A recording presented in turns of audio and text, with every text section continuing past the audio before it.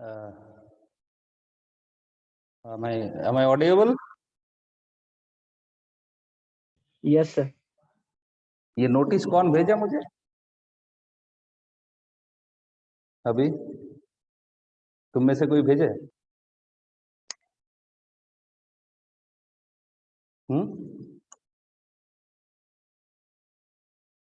No sir. कि तुम यहाँ पर एक यूनिवर्सिटी से एक नोटिस आया है, शायद 3rd and 5th सेम को प्रमोशन कर रहा है, ठीक है? मतलब तुम्हारा शायद एग्जाम नहीं होगा। नोटिस मिला है यस क्या? सर। Yes sir. तो ठीक है, छोड़ो, कोई बात नहीं। एग्जाम नहीं लेगा तो क्या कर रहा है, सब्जेक्ट को तो पढ़ना है कि नहीं? Yes sir. इसको खत्म करना है, बहुत बहुत इंपॉर्टेंट सब्जेक्ट है, ठीक है? तो चलो देखते हैं। अच्छा, यहाँ पर फॉर लीडिंग पावर फैक्टर हमने क्या बताया? No load voltage is less than the full load voltage. Okay, तो अगर ऐसा होगा तो बताओ तो वोल्टेज रेगुलेशन क्या होगा? नेगेटिव होगा कि पॉजिटिव होगा?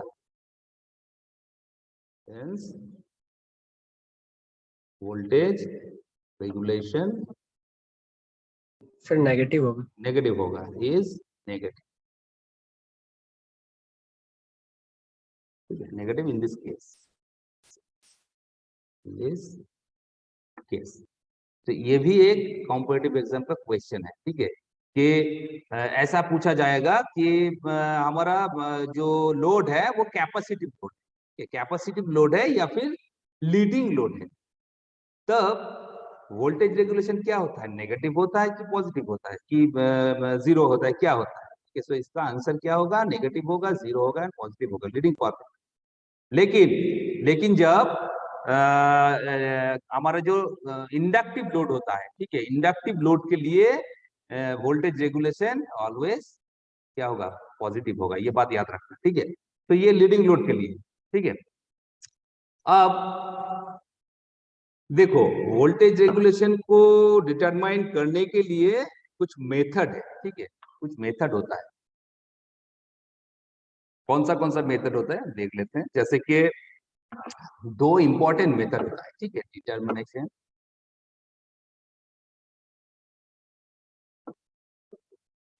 ऑफ वोल्टेज रेगुलेशन,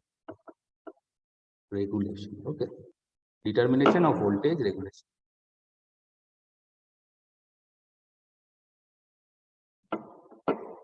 सो देखो, actually the kVA rating of commercial alternator are very high. kVA rating जो commercial alternator होता है very high होता है, that is 500 मेगावोल्ट है, 500 मेगावोल्ट का होता है। अब इतना ज्यादा रेटिंग, सो वोल्टेज रेगुलेशन को डिटरमाइन करने के लिए यहाँ पर हम डायरेक्ट लोडिंग यूज नहीं कर सकते, ठीक है? देखो, वोल्टेज रेगुलेशन मतलब क्या है? नो लोड वोल्टेज है, फुल लोड वोल्टेज है। अगर no load voltage, full load voltage को अगर हम मीटर से ही मेजर कर पाते तो ये मेथड की तो जरूरत ही नहीं है। लेकिन यहाँ पर यहाँ का जो हमारा जो कॉमर्शियल अल्टरनेटर होता है उसका रेटिंग हमने देखा है कि नियर अबाउट 500 मेगावोल्ट एम्पियर का होता है, तो इतना ज्यादा रेटिंग, तो यहाँ पर हम डायरेक्ट मेथड को यूज नहीं कर सकते, ठीक है? तो यहाँ पर कुछ इनडायरेक्ट मेथड यूज होता है, ठीक है? कुछ इनडायरेक्ट मेथड यूज होते हैं, ठीक है? सो कौन सा मेथड हम यहाँ पर यूज करते हैं? जैसे कि दो इंपॉर्टेंट मेथड है, टू इंपॉर्टेंट मेथड। फर्स्ट क्या है? फर्स्ट जिसको हम कहते हैं सिंक्रोनस इम्पीडेंस मेथड, ठीक है? इसको हम क्या कहते हैं? Synchronous impedance, synchronous impedance method, और इसको हम क्या कहते हैं? ईएमएफ मेथड, ठीक है? मेथड। नंबर 2 जो है क्या है? एम्पियर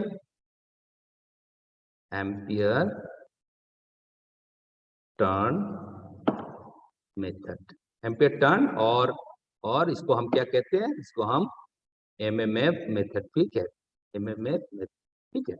सिंक्रोनस इम्पीडेंस और EMF method and ampere turn, और इसको हम क्या कहते हैं? एमएमएम मेथड, ठीक है। और दो मेथड भी है जिसको हम कोटिया ट्रायंगल मेथड एक है, जीरो पावर फैक्टर मेथड है, ठीक है। तो वो हम आगे जाके देखेंगे, लेकिन बेसिकली दो इंपॉर्टेंट मेथड जो होता है, एक होता है सिंक्रोनस इम्पीडेंस मेथड एंड दूसरा होता है एमएमएम मेथड, ठीक है। सो ये मेथड करने के लिए for either method these data are required. This data means पहला आर्मेचर रेजिस्टेंस, ओके, रेजिस्टेंस। दूसरा क्या है, open circuit characteristics, open circuit characteristics, इसको क्या कहते हैं, OCC, ओपन सर्किट कैरेक्टरिस्टिक्स, ठीक है। And third one is short circuit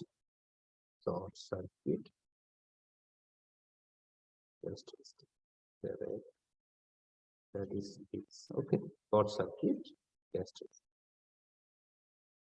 SCC, ठीक है, SCC। सो ये जो हमारा दोनों मेथड है, दोनों method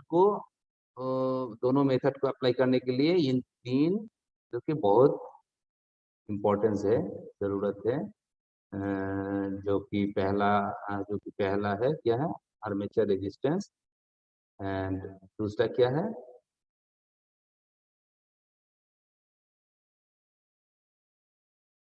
open circuit characteristics, and तीसरा क्या है, शॉर्ट सर्किट कैरेक्टरिस्टिक्स, ओके। तो अब हम देखते हैं कि आर्मेचर रेजिस्टेंस को कैसे हम निकालेंगे, ओपन सर्किट कैरेक्टरिस्टिक्स क्या होता है, शॉर्ट सर्किट कैरेक्टरिस्टिक्स क्या होता है। पहले हम ये देख लेते हैं, इसके बाद ये मेथड को हम देखेंगे, ठीक है।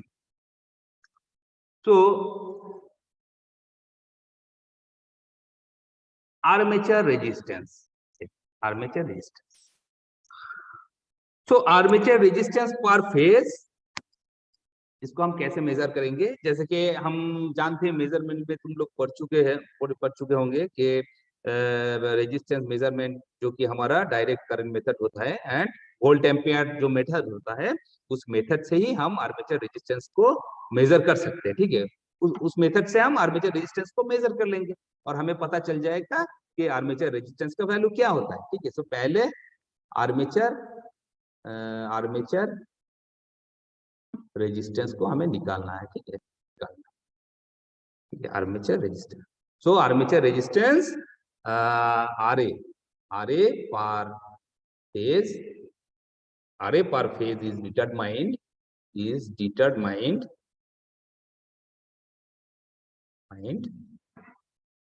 by direct current and voltmeter ammeter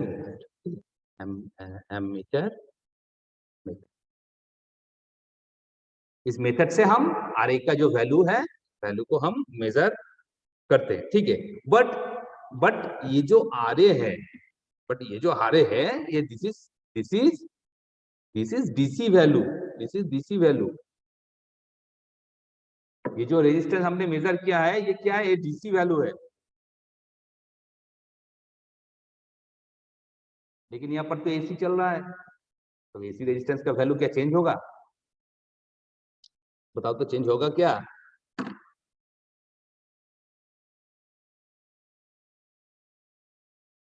resistance का वैल्यू चेंज होगा क्या नहीं होगा एसी में? नहीं होगा सर। क्यों नहीं होगा? ऐसे ही बोल दिए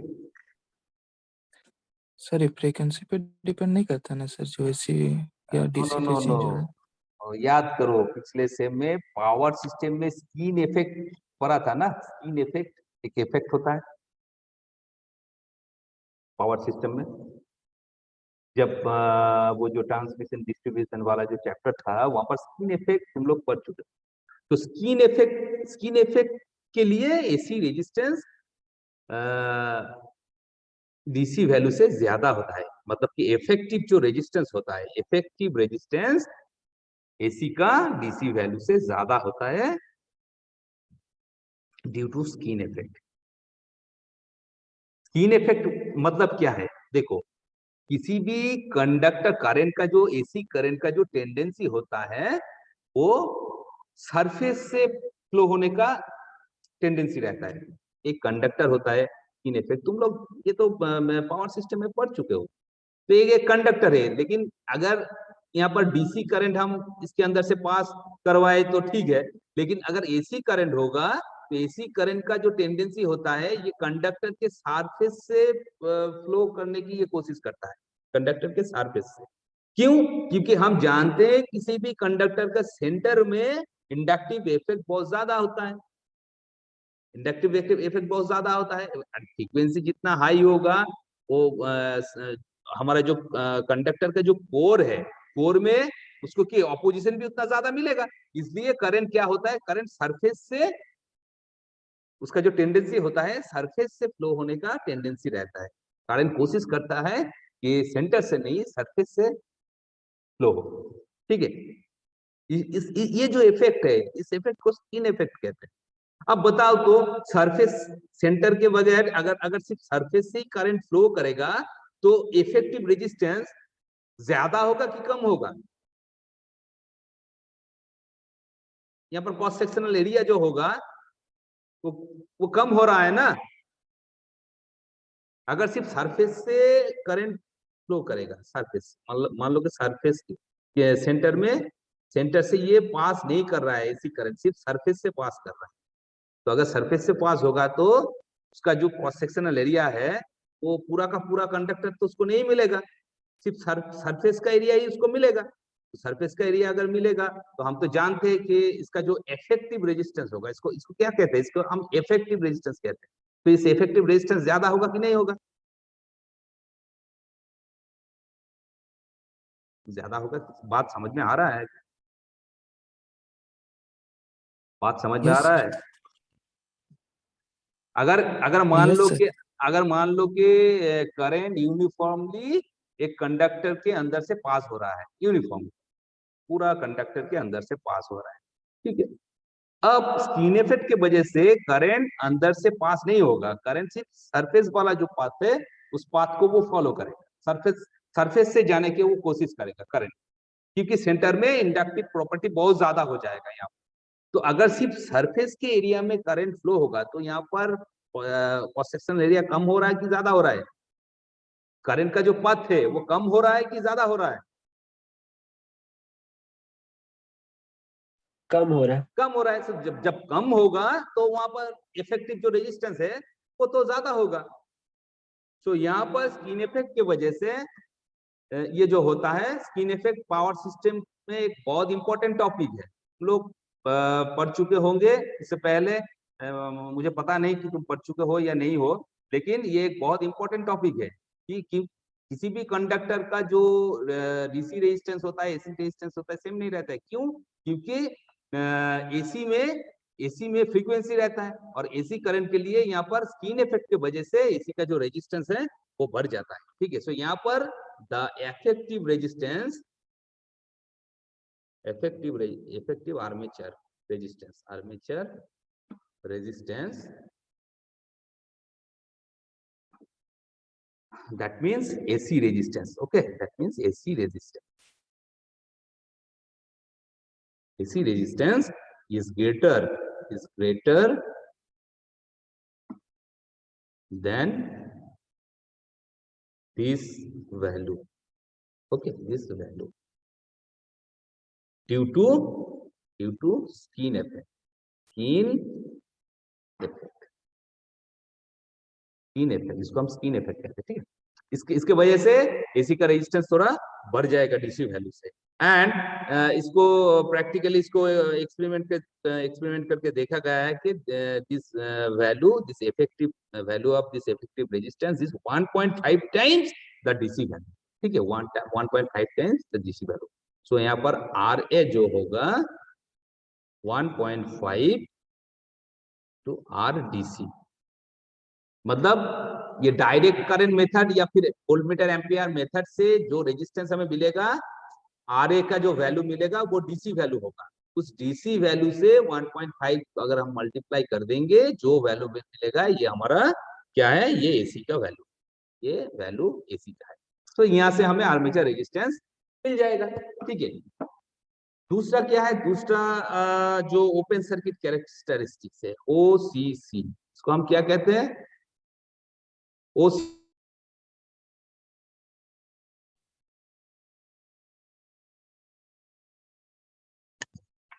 okay, so open circuit characteristic मतलब एक कर्व है, ठीक है, फील्ड करंट और इसके बीच एक तो फील्ड करंट है और EMF जो फेज EMF है उसके बीच का जो कर्व है। ठीक है,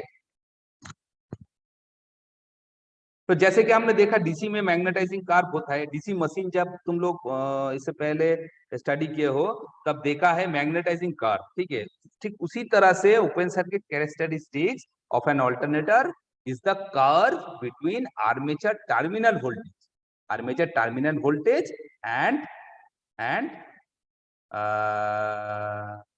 फील्ड करंट। ठीक है, फील्ड करंट मतलब फील्ड में तो फील्ड एक्साइटेशन की वजह से तो फील्ड में तो फील्ड वाइंडिंग में फील्ड करंट जो फ्लो हो रहा है जो क्या है, जो IF है। एंड ओपन सर्किट हमारा जो आर्मेचर टर्मिनल वोल्टेज है उसके बीच का जो कर्व बनेगा वही क्या है, वही हमारा ओपन सर्किट कैरेक्टरिस्टिक्स है। मतलब कि एक पर्टिकुलर फील्ड करंट में हमें कितना ओपन सर्किट वोल्टेज मिल रहा है उस कर्व से हमें मालूम पड़ जाएगा। ठीक है, सो यहाँ पर देखते हैं। ठीक है, मान लो कि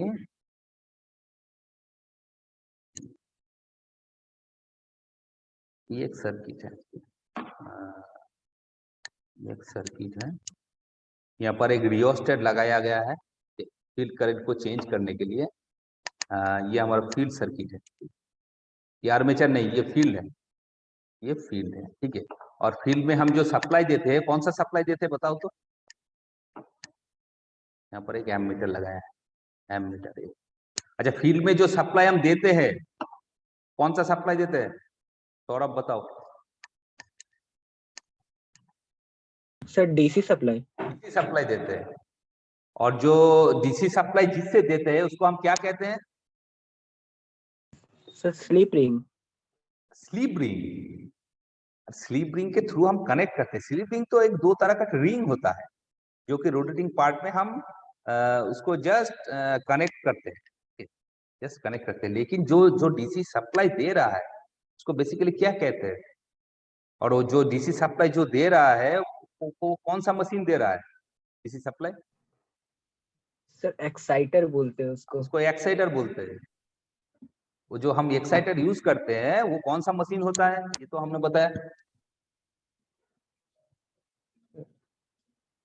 sir DC shunt.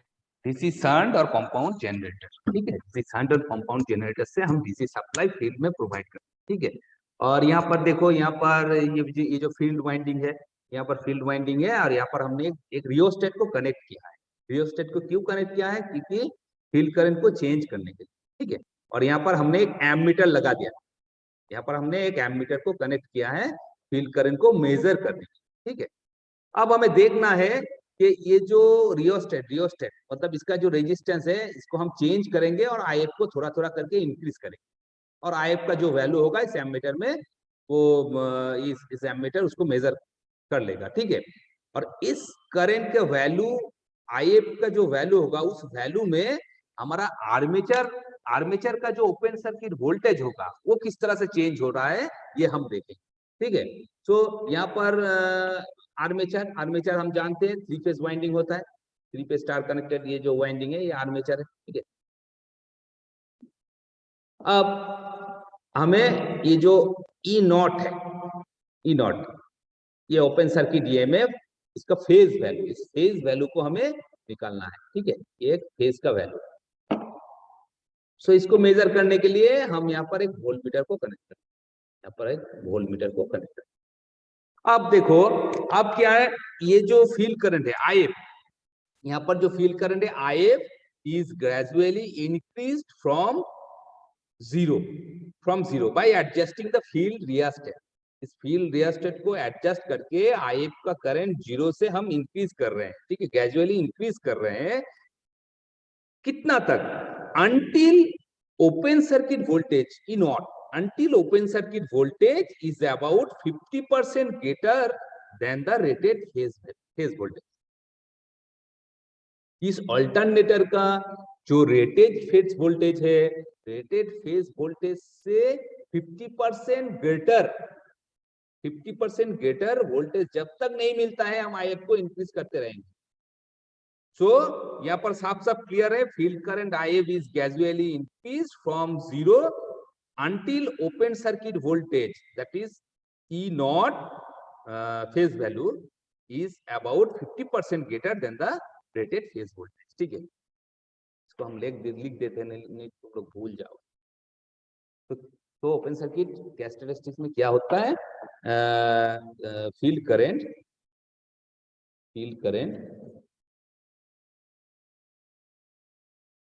that means IF is gradually increased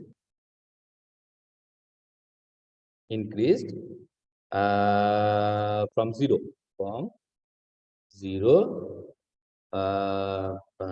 by adjusting field rheostat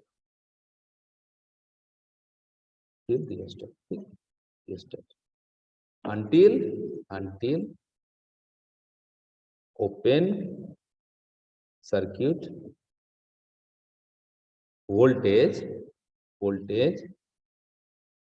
that means E naught ये क्या है? ये हमारा फेज वैल्यू है, ठीक है, phase value is about 50% greater than the rated phase voltage। Okay, rated phase voltage. तो if को जब तक ना ये जो हमारा ई नॉट का जो वैल्यू है 50% greater than the rated voltage, rated phase voltage ये पहुंच रहा है,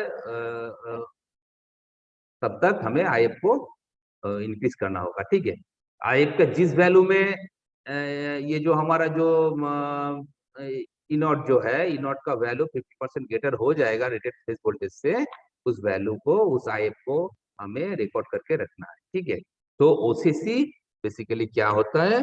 ओसीसी बेसिकली होता है कि इट इज द कर्व, यहाँ पर लिख देते हैं, the curve, it is the curve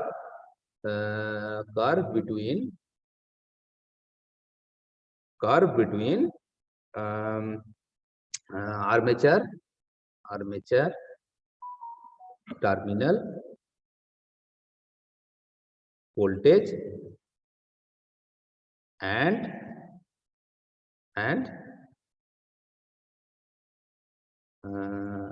armature terminal voltage, armature terminal voltage. ठीक है, याद रखना ये फेज वैल्यू कब?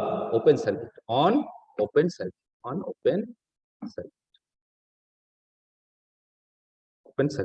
And the field current when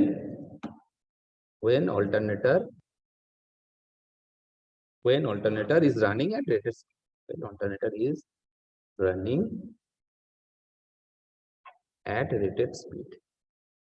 ठीक है, सो जब अल्टरनेटर रेटेड स्पीड पे रन कर रहा है, उस पर field current and open circuit terminal voltage जो है, उसके बीच का जो कर्व है, उसको हम ओपन सर्किट कैरेक्टरिस्टिक कहते हैं। सो इस कर्व को निकालने के लिए हमें इस तरह के सर्किट डायग्राम को डिजाइन करना पड़ता है। ठीक है, जैसे कि यहाँ पर हम आईएफ को ग्रेजुअली इंक्रीज करेंगे, तब तक इंक्रीज करेंगे जब तक ना नो लोड जो ओपन सर्किट वोल्टेज है, ये ओपन सर्किट वोल्टेज हमारा रेटेड फेज वोल्टेज से 50% ज्यादा हो रहा है। ठीक है, तब तक आईएफ को हम इंक्रीज करते रहे, और जब ये 50% हो जाएगा, जिस आईएफ का वैल्यू पे ये 50% होगा, वो इस आईएफ का वैल्यू को हम रिकॉर्ड करते हैं। ठीक है, अब इसका जो कर्व बनेगा, जो कि ओपन सर्किट कैरेक्टरिस्टिक्स है, वो कर्व किस तरह से दिखेगा, देखो दिखाते हैं। वो कर्व किस तरह से दिखेगा, एक साइड पे हम ले लेते हैं, ये है हमारा फील्ड करंट, किसके किसके बीच होगा, एक तो फील्ड करंट होगा और एक ईएमएफ फेज वैल्यू जो है, ठीक है, तो ये क्या है, ये हमारा फील्ड करंट है, फील्ड करंट है, ठीक, आई एफ, और इधर क्या है, इधर है ईएमएफ, ईएमएफ, ठीक है, ईएमएफ मतलब ओपन सर्किट जो वोल्टेज होता है, open circuit EMF, open circuit phase value, ठीक है, ये गड़बड़ मत कर देना, ये फेज वैल्यू, फेज वैल्यू। तो इन दोनों का बीच का जो कर्व बनता है इस तरह से,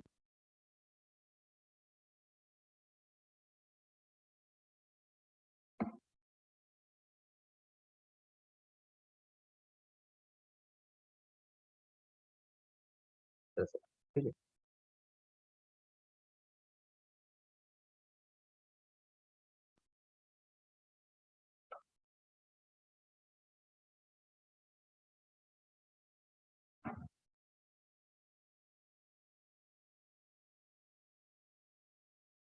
इस तरह से बनेगा। इसको हम क्या कहते हैं, इसको हम ओ सी, ठीक है, ओपन सर्किट कैरेक्टरिस्टिक। अब नेक्स्ट नंबर 3 जो है क्या है, शॉर्ट सर्किट कैरेक्टरिस्टिक, एससीसी। तीनों को तो हमें निकालना है। शॉर्ट सर्किट कैरेक्टरिस्टिक बेसिकली होता क्या है, शॉर्ट सर्किट कैरेक्टरिस्टिक्स क्या होता है, ये भी एक कर्व होता है, ठीक है, ये भी एक कर्व होता है, किस किस के बीच, ये कर्व जो होगा, ये जो कर्व होगा field current and short circuit current के बीच, शॉर्ट सर्किट करंट, ठीक है। तो alternator run at rated speed and normal and the armature terminal are short circuited through identical ammeter. अब यहाँ पर क्या करेंगे, देखो यहाँ पर पहला पहला जो है ओपन सर्किट हमने देखा, तो ओपन सर्किट कैरेक्टरिस्टिक में हमने क्या देखा कि ये जो अल्टरनेटर को हमने ओपन रखा है, ठीक है, और ओपन सर्किट वोल्टेज को हमने मेजर किया है। अब इस टाइम पे क्या करेंगे, अल्टरनेटर का जो ये आर्मेचर वाइंडिंग है, इसको हम शॉर्ट कर देंगे।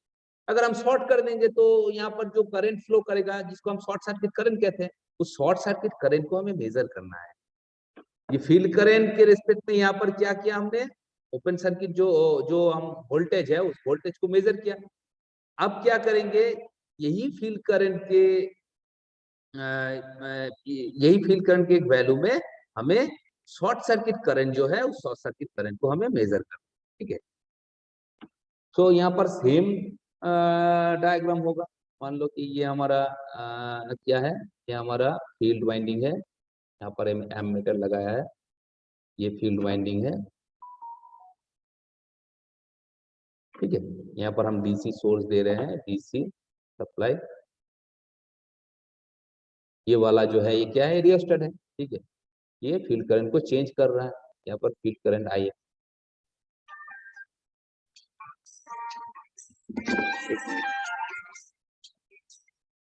হ্যাঁ সপ্তর্ষি বলো, না ক্লাস চলছে?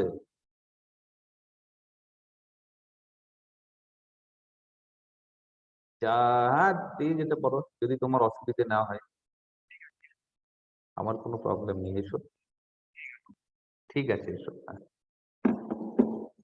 ओके, सो अब देखो ये हमारा क्या है, ये फील्ड सर्किट है, ये फील्ड सर्किट है। अब हम ग्रेजुअली फील्ड करंट को इंक्रीज कर रहे हैं, ठीक है, इस रियोस्टेट को कंट्रोल करके।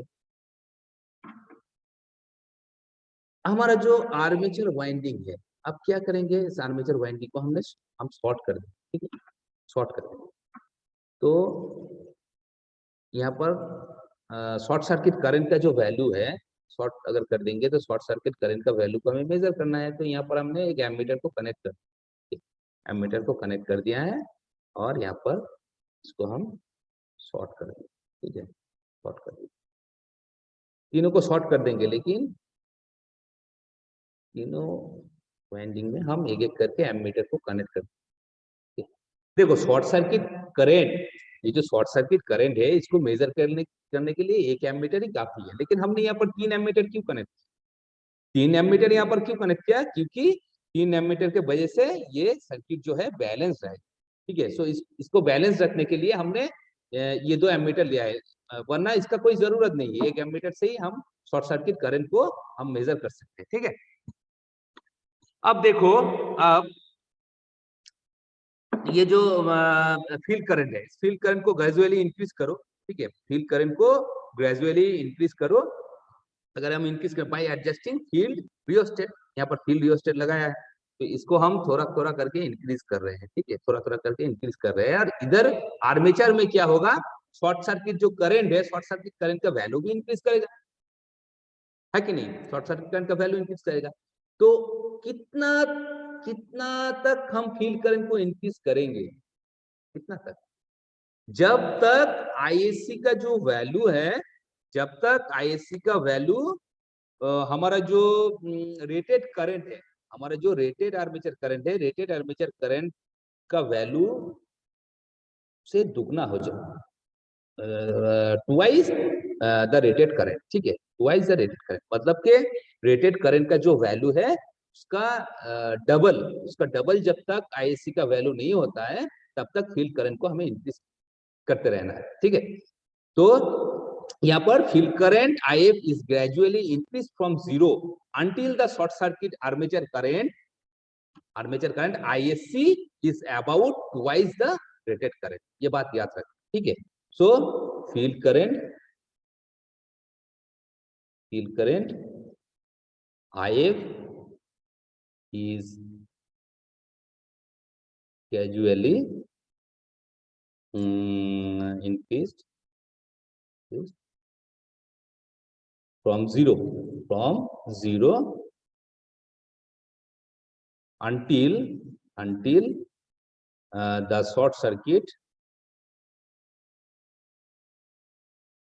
until the short circuit armature current ISC is about twice the rated current। okay, twice the rated current। ठीक है, and the graph between short circuit armature current and the graph between short circuit armature current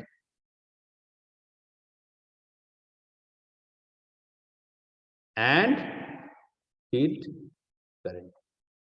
field current gives the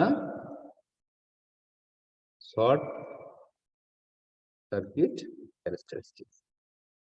characteristics। ठीक है, ये जो field current और ये जो short circuit current हमें मिला है, इन दोनों का बीच का जो ग्राफ बनेगा उसको हम क्या कहेंगे? Short circuit characteristics. तो देख लेते हैं, चलो ग्राफ कैसा दिखेगा। तो एक साइड पे हम ले लेते हैं फील्ड करंट को और इधर हम ले लेते हैं शॉर्ट सर्किट करंट। ठीक है,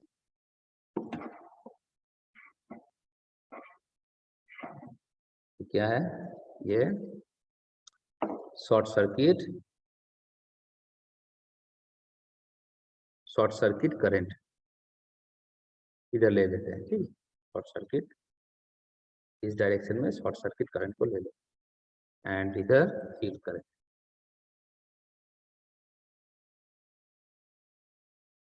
इस डायरेक्शन, फील्ड करंट को ले लो। सो यहाँ पर शॉर्ट सर्किट का जो कर्व बनेगा वो थोड़ा स्ट्रेट लाइन। ठीक है, स्ट्रेट लाइन होगा। स्ट्रेट लाइन इस तरह से दिखेगा। क्यों स्ट्रेट लाइन होगा? क्योंकि आर्मेचर रेजिस्टेंस हम जानते हैं much smaller than the synchronous reactance. Synchronous reactance से आर्मेचर रेजिस्टेंस का वैल्यू जो होता है बहुत कम होता है, और बहुत कम होता है इसलिए क्या होता है, शॉर्ट सर्किट आर्मेचर करंट जो होगा, शॉर्ट सर्किट जो आर्मेचर करंट होगा वो लैग करेगा इंड्यूस्ड वोल्टेज से। कितना लैग करेगा? Nearly 90 degree. ठीक है, तो ऐसा जब होगा तो क्या होता है, armature flux and field flux are in direct opposition. ठीक है, एक दूसरे के ऑपोजिशन में रहेगा, और इसके वजह से रिजल्टेंट जो फ्लक्स होगा वो स्मॉल होगा। सो रिजल्टेंट फ्लक्स अगर स्मॉल होगा तब क्या होगा, saturation effect will be negligible. Saturation effect negligible होता है, तो इसके वजह से short circuit armature current is directly proportional to the field current over the range from 0 to well above the rated armature. ठीक है, ये बात याद रखना। ठीक है, so short circuit armature current is directly proportional to the field current over the range from 0 to well above the rated armature current. ठीक है, तो ये हो गया हमारा शॉर्ट सर्किट कैरेक्टरिस्टिक्स। ठीक है, सो अब तो हो गया तीनों मेन टॉपिक। इसके बाद हम सिंक्रोनस इम्पीडेंस मेथड को डिस्कस करेंगे। ठीक है, सो ठीक है, आज के लिए छोड़ देते हैं, बहुत सारा क्लास हो गया आज। अब नेक्स्ट क्लास में हम ईएमएफ मेथड और जो हमारा जो एमएमएफ मेथड है उसको हम डिस्कस करेंगे। ठीक है, सो यहाँ तक क्लियर है सबको? Yes sir. ओके, सो ठीक है, चलो आज क्लास यहीं पर एंड करते हैं, नेक्स्ट क्लास में डिस्कस करेंगे। So okay, thank you. Thank you sir. Thank you sir. Thank you. अच्छा, अटेंडेंस भेज देना सौरभ। Okay sir. ओके।